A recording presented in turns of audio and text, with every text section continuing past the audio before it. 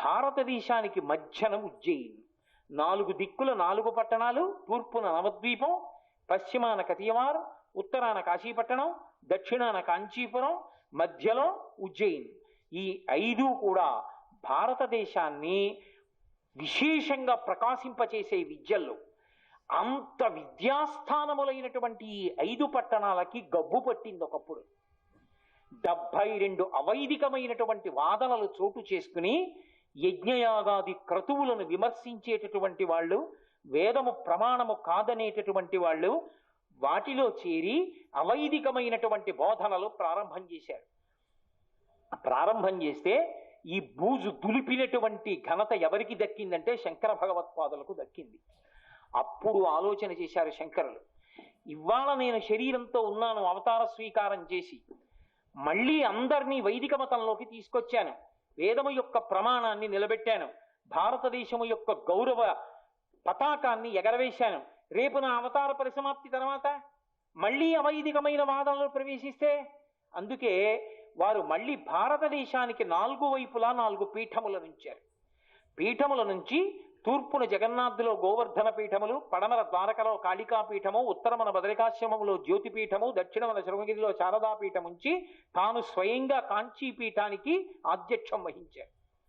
వహించి మహాపురుషుడై దానికి ఎప్పటికీ కూడా ఎడతెరిపి లేకుండా ఒక గురువు తర్వాత ఒక గురువు, ఒక గురువు తర్వాత ఒక గురువు అలా వచ్చేటట్టుగా గురు పరంపర ఆయన సంకల్ప బలం చేత పుట్టుకతో జ్ఞాన వైరాగ్య సంపన్నులైనటువంటి మహాపురుషుడు జననం ఉంది ఆ పీఠములను అధివసించేటట్టుగా సంకల్పం చేశారు. ఇప్పటికీ ఆ పీఠాలకి మహాపురుషులు వచ్చారంటే గొప్పతనం శంకరాచార్యుల వారి, శంకరుల సంకల్పం. అలా వచ్చినటువంటి వారికి ఓ రూపాయి కోసం, ఓ పావలాకాసు కోసం తాపత్రయాలు ఉండకూడదు. అందుకే సన్యాసుల్ని పీఠాలకి అధిపతులుగా పెట్టారు. పెట్టి సంప్రదాయం పెట్టి ఒక్కొక్క చోట ఒక్కొక్క వేదానికి ఆమ్నాయం పెట్టారు. 4 వేదములు, వేద ప్రమాణము, వేద భాష్యములు అలా నిలబడాలి. లోకమునకు వేదాన్ని అందించడం, ధర్మాన్ని అందించడం, ఇవి తప్ప వేరే కార్యక్రమం వాటికి ఉండక్కర్లేదని చెప్పారు. ధర్మ ప్రబోధం ఒక్కటే. ధర్మ ప్రబోధం చేయడం, వేదాన్ని చదవడం, వేదాన్ని చదివించడం, వేదం అనుసృతంగా నిలబడేటట్టు చెయ్యడం, వేద ప్రమాణం నిలబడేటట్టు చెయ్యడం. శంకర భగవత్పాదులొక్కరే, నేను మళ్ళీ అంటున్నాను, ఒక్కరే పీఠస్థాపన చేసిన వారు. పీఠస్థాపన వేరెవ్వరూ చెయ్యలేదు. అంటే అసలు ఈ దేశంలో ఇప్పటికీ వైదికమైనటువంటి ధర్మము నిలబడింది అంటే దానికి కారణము శంకర భగవత్పాదులొక్కరే. వారి వలననే నిలబడింది. అందుకే 4 పట్టణములలో అవైదికమైనటువంటి ప్రబోధాలు ప్రారంభమైపోయి అక్కడ కూడా వైదికం విచ్ఛిన్నమైపోతుంటే ఇటువంటి పరిస్థితి మళ్ళీ రాకూడదని 4 పీఠములను 4 దిక్కుల ఏర్పాటు చేసి 4 దిక్కుల 4 పీఠములకు పీఠాధిపతులు పరంపరాగతంగా వచ్చేటట్టు, జనులు ఎవరైనా దానం చేస్తారో ఆ పీఠం చేసే కార్యక్రమానికి ఉపయోగపడాలని. అది ఆయనతో అయిపోయింది అనుకోండి, ఇంకా ఆయన వెళ్ళిపోయాడు, ఆ తర్వాత ఇంకా వెళ్ళాడు అక్కడ, అప్పుడు ఆ దానం ఏమవుతుంది? అనుమానం ప్రతివాడికి. ఆ డబ్బు ఏమవుతుందో ఎవరికి తెలియదు. అలా కాకుండా ఎవరో ఒకటితో వెళ్ళిపోవడం కాదు, పరంపరాగతంగా గురువు తర్వాత గురువు, గురువు తర్వాత గురువు, గురువు తర్వాత గురువు, ఏదో నామకామస్తి ఓ గురువుని తీసుకొచ్చి అక్కడ పెట్టడం కాదు. పుట్టుకతో భక్తి జ్ఞాన వైరాగ్య సంపన్నుడైనటువంటి మహాపురుషుడు జన్మించేటట్టు, ఆయన వచ్చి ఆ పీఠాన్ని అధివసించేటట్టు, ఆ పీఠముల యొక్క వైభవం చేత ఆ పీఠాధిపతులు చేసేటటువంటి శివలింగాభిషేకముల వలన వర్షాలు కురిసి అన్నం అందరికీ దొరికేటట్టు, జ్ఞానము పుష్కలంగా లభించేటట్టు పీఠములను ఏర్పాటు చేసి పరంపరను నిర్ణయించినటువంటి ఏకైక మహాపురుషుడు శంకర భగవత్పాదులు. అందుచేతనే ఇవాళ శంకరాచార్యుల వారు స్థాపించినటువంటి పీఠాధిపతి యొక్క పేరు తెలియక్కర్లేదు. ఆయన ఎవరు వస్తున్నది అంటే సన్యాసనామం ఉంటుంది. ఏదో కంచికామకోటి పీఠాధిపతులు ఉన్నారనుకోండి, జయేంద్ర సరస్వతి స్వామి వారిని ఇంద్ర సరస్వతి అంటారు వాళ్ళని, ఓ నామం. ఆయన వస్తున్నప్పుడు ఆయన పేరు తెలియలేదనుకోండి, ఆయన ఎవరండి జయేంద్ర సరస్వతి స్వామి వారా అని అడగరు, శంకరాచార్యుల వారు వస్తున్నారండి అంటారు. ఎవరు శంకరాచార్యుల వారు ఇలా కాషాయం కట్టుకుని సత్యదండం పట్టుకుని కమండలం పట్టుకుని వెడుతుండనివ్వండి, శంకరాచార్యుల వారు వస్తున్నారండి అంటారు. అంటే ఇవాళ ఇన్ని 100ల మంది పీఠాధిపతులు వెళ్ళిపోయినా కూడా ఇప్పటికీ ఆ పీఠాధిపతులు వస్తుంటే పేరు తెలియకపోయినా శంకరాచార్యులు వారు వస్తున్నారంటారు. శంకరుల పేరుకి అంతటి రాజముద్ర. అటువంటి స్థితిని శంకర భగవత్పాదులు కల్పించారు. అందుకే ఆ పేరుతో పిలుస్తారనే మహాపురుషులైనటువంటి వారు వణికిపోయారు. చంద్రశేఖరేంద్ర సరస్వతి స్వామి వారు కామకోటి పీఠాధిపత్యం వహించినటువంటి రోజుల్లో ఒక్కరోజు తోటకూర పప్పు రుచి పట్ల వ్యామోహితులై 2వ రోజు 3వ రోజు తిన్న కారణం చేత అయ్యో నోటి రుచికి లొంగిపోయిన నేను రేపు పొద్దున్న అలా వెడితే శంకరాచార్యుల వారు వచ్చారంటారు.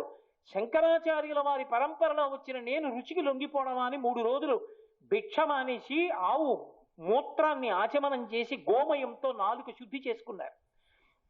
శంకరాచార్య అన్న మాట పట్ల అంత భక్తి మహాస్వామి గారికి. శంకర భగవత్పాదులు ఆ పీఠములను పెట్టి ఉండకపోతే ఇవాళ అసలు మనకెవ్వరికీ కూడా వైదిక మత ప్రచారము కానీ పరంపరాగతంగా వేదాన్ని నిలబెట్టగలిగినటువంటి వాళ్ళు కానీ లేరు. దక్షిణ భారతదేశం మొత్తం మీద ఇవాళ వేదంలో శుక్ల యజుర్వేదం, కృష్ణ యజుర్వేదంలో శుక్ల యజుర్వేదం ఒకానొకప్పుడు లుప్తమైపోతుంటే దక్షిణ దేశం అంతా కృష్ణ యజుర్వేదం, శుక్ల యజుర్వేదం అసలు లేకుండా పోతుంటే కంచికామకోటి పీఠాధిపత్యం వహించిన మహాపురుషులు చంద్రశేఖరేంద్ర సరస్వతి మహాస్వామి వారు వేద విద్వాంసుడు ఒక్కాయన శుక్ల యజుర్వేదంలో ఉంటే ఆయన్ని పిలిచి నీతో అంతరించకూడదయా, ఈ శుక్ల యజుర్వేదాన్ని నేర్పమని శిష్యుల్ని పంపి శుక్ల యజుర్వేదం చెప్పించారు. అలా ప్రారంభమైన శుక్ల యజుర్వేద పండితులు ఇప్పటికీ పరిమితంగా ఉన్నారు. అలాగే శిల్పశాస్త్రం అద్వితీయం. ఈ ప్రపంచంలో ఎక్కడా లేదు అటువంటి శిల్పశాస్త్రం. అది పరంపరాగతంగా వస్తుంది. గురువు దగ్గర శిష్యుడు, శిష్యుడి దగ్గర గురువు, అలా నేర్చుకోవలసిందే. దాన్ని విగ్రహం మీద కూర్చుని సంవత్సరాలు చెక్కుతారు. నిజంగా మహానుభావుడు, కారణజన్ముడు. మన దురదృష్టం ఏమిటంటే అటువంటి వాళ్ళ గురించి మన పేపర్లలో ఎక్కడ ఉండవు. మొన్ననే శరీరం విడిచిపెట్టేశారు గణపతి స్థపతి. నిజంగా ఎప్పుడో పూర్వకాలంలో చోళులు, చాళుక్యులు, పల్లవులు మొదలైనటువంటి వాళ్ళ పరిపాలనా కాలంలో శిల్పకళా శాస్త్రమునందు ఎన్ని విన్యాసములు ఉండేవో అన్ని అద్భుతాలు సృష్టించాడు ఆయన. మొన్న కాంచీపురంలో కట్టిన మణిమంటపం పూర్తిగా రాతి నిర్మాణం. మధ్యలో ఎక్కడ ఏది ఒక రాతికి ఓ రాయి అంటుకునేటట్టుగా ఏది వాళ్ళ రాతి మీద రాతిని పేరుస్తూ వెళ్ళారు. పునాది తీయకుండా భూమి మీదే నించోబెట్టారు. నా గురువు అయిన చంద్రశేఖరేంద్ర సరస్వతి మహాస్వామి వారి స్మృత్యర్థం వస్తున్న మంటపం కాబట్టి మణిమంటపాన్ని అంత గొప్పగా నిర్మిస్తానని నిర్మించారు. అటువంటి శిల్పులు నిలబడ్డారంటే ఒకానొకప్పుడు కంచి కామకోటి పీఠం మహాస్వామి వారి ఆధ్వర్యంలో నడిపినటువంటి శిల్పకళా సదస్సులు. అంతమంది శిల్పుల్ని ప్రోత్సహించారు. అన్ని దేవాలయాలు, అన్ని మంటపాలు నిర్మాణాలు చేశారు. ఎంత అపురూపం అండి. పులి నోరు తెరిచి ఉంటుంది, పులి నోటి లోపల రాతి గోళం ఉంటుంది. నోట్లో చేయి పెట్టి ఇలా అంటే గోళం తిరుగుతుంది, కానీ మీరు నోట్లోంచి రాయి తీద్దామంటే బయటికి రాదు. పులి నోరు చెక్కినప్పుడే నోటి లోపలే కోరలు చెక్కి కోరల పక్క నుంచి ఉలిపెట్టి కొట్టి లోపల తిరిగే గోళం చెక్కాలి. ఒక్క దెబ్బ ఎక్కువ పడితే పులి దవడ విరిగిపోయింది అనుకోండి, మళ్ళీ తీసేయాలి పులి అంతా. అటువంటి మహాశిల్పులు మణిమంటపానికి శిల్పాలు చెక్కుతున్న రోజుల్లో కేవలం నేను ఆ శిల్పాలు చెక్కడం చూడ్డానికి వెళ్ళాను. మంచి ఎండాకాలంలో వెళ్ళి నిజంగా గురువులు, శిష్యులు వాళ్ళు చిన్న ఆ ఉలులు పెట్టి చెక్కడం, ఆ గురువులు, ఆ శిష్య పరంపర వాళ్ళు చెక్కే తీరు చూసి ఆ లతలు, ఆ సింహాలు, పులులు ఏమి అద్భుతమో అని పరవశించిపోయాను. అంత గొప్ప శాస్త్రం భారతదేశానికి మాత్రమే చెందినది. అటువంటి శిల్పశాస్త్రం ఎవరు పోషించింది? శంకర పీఠాలు పోషించాయి.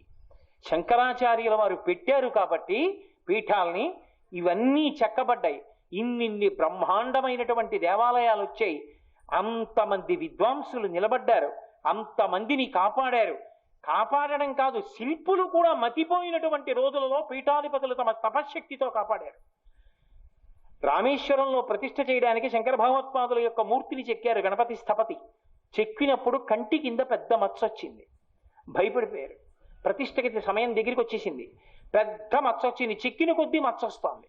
ఎలా వచ్చి చేతులు కట్టుకు నించున్నారు స్తంభం దగ్గర. మహాస్వామి చూశారు, అందరూ వెళ్ళిపోయాక రమ్మన్నారు. ఇలా వచ్చారు, కూర్చున్నారు. శంకరాచార్యుల వారి విగ్రహం చిక్కుతుంటే బుగ్గ మీద కంటి కింద మచ్చ వచ్చింది, బెంగ పెట్టుకున్నావు అన్నారు. తెల్లబోయారు ఆయన.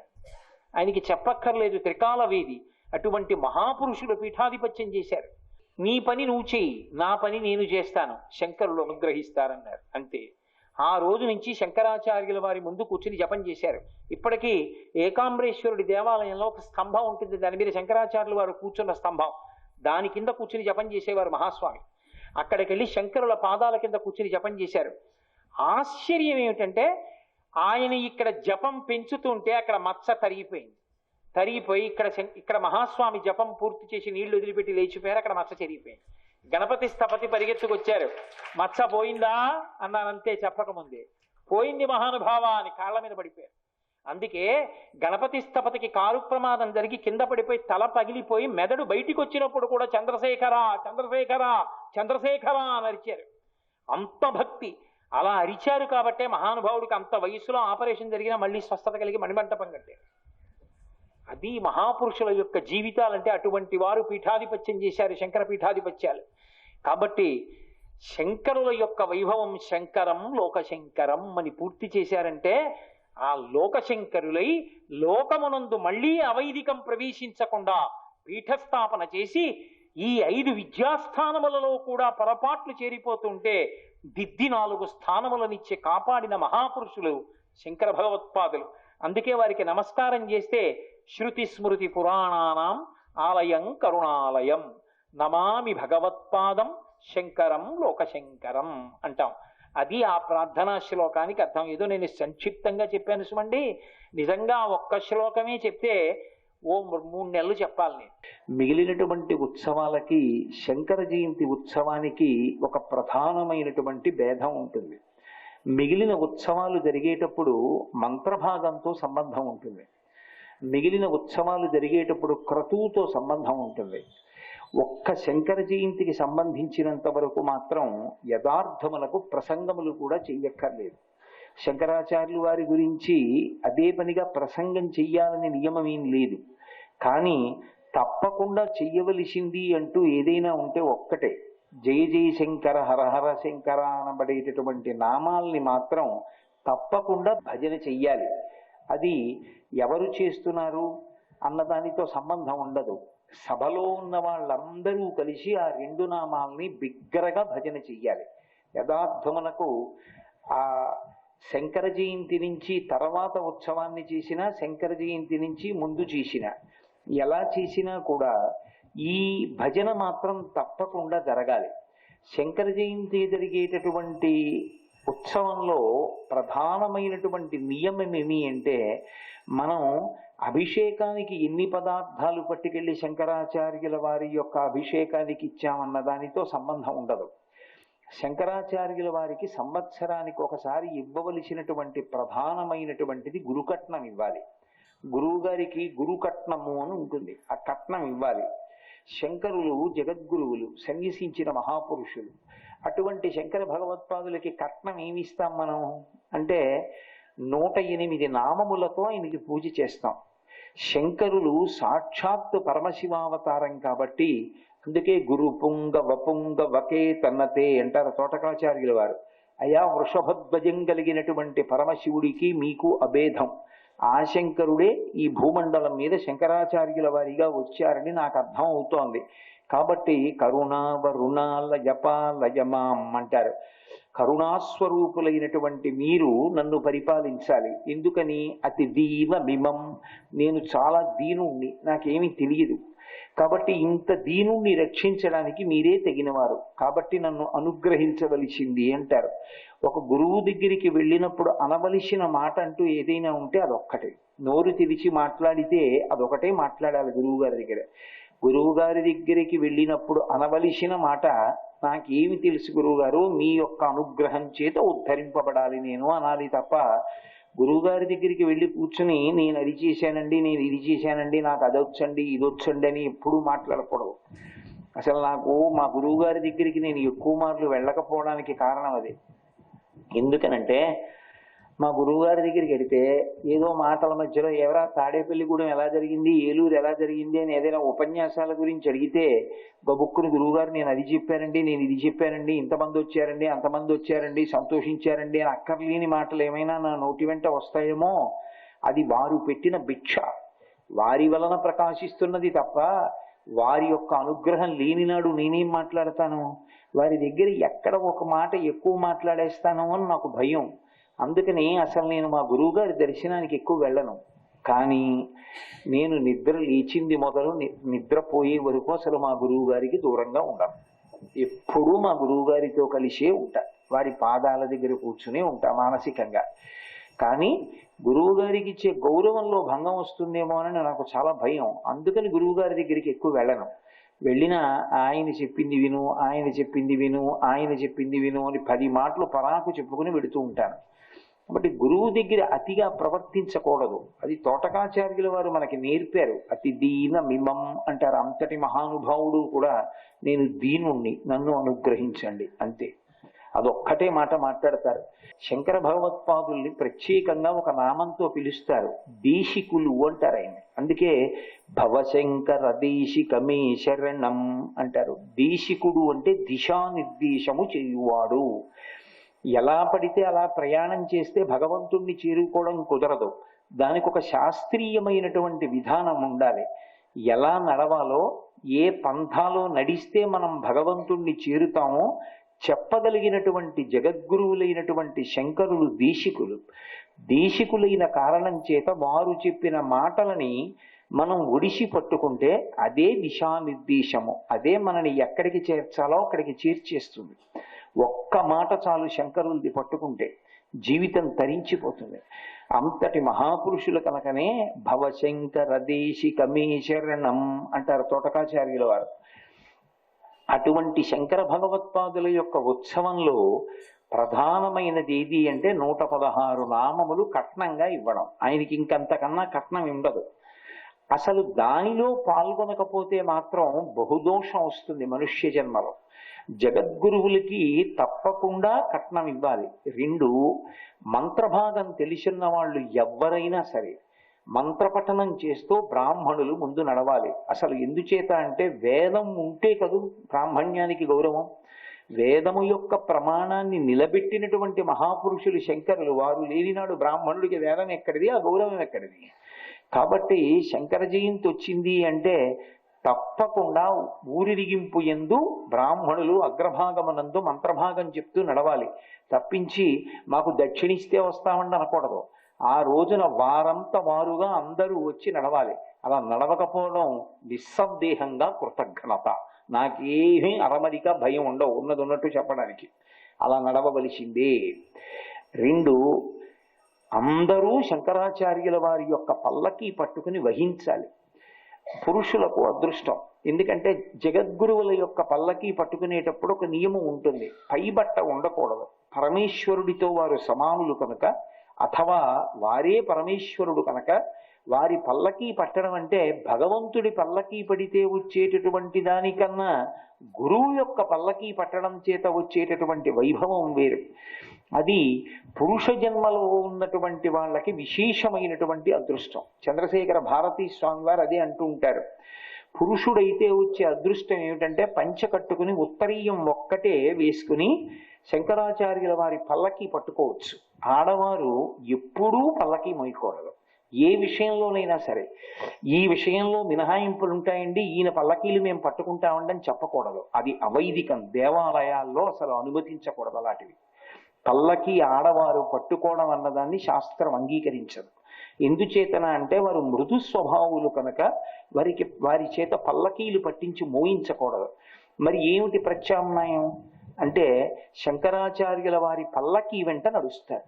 జై జై శంకర హరహర శంకర అంటూ నడిచినంత మాత్రం చేత పురుషుడు పల్లకి పట్టుకుని ఏ పుణ్యాన్ని పొందుతాడో, ఏ కర్తవ్యాన్ని పూర్తి చేసుకుంటాడో, ఆడది జై జై శంకర హరహర శంకర అన్న నామం చెప్తూ నడిచినంత మాత్రం చేత అదే వైభవాన్ని పొందగలిగినదై ఉంటుంది. అందుకే సువాసినుల పూర్వశివాసినుల పిల్లల పెద్దల అన్నదానితో సంబంధం ఉండదు. అందరూ పల్లకి వెంట వెళ్ళాలి. శంకర భగవత్పాదులకి 116 నామాలతో కట్నం ఇచ్చి మనకి తోటకాచార్యుల వారు ఇచ్చినటువంటి తోటకాష్టకంతో నమస్కారం చెయ్యాలి.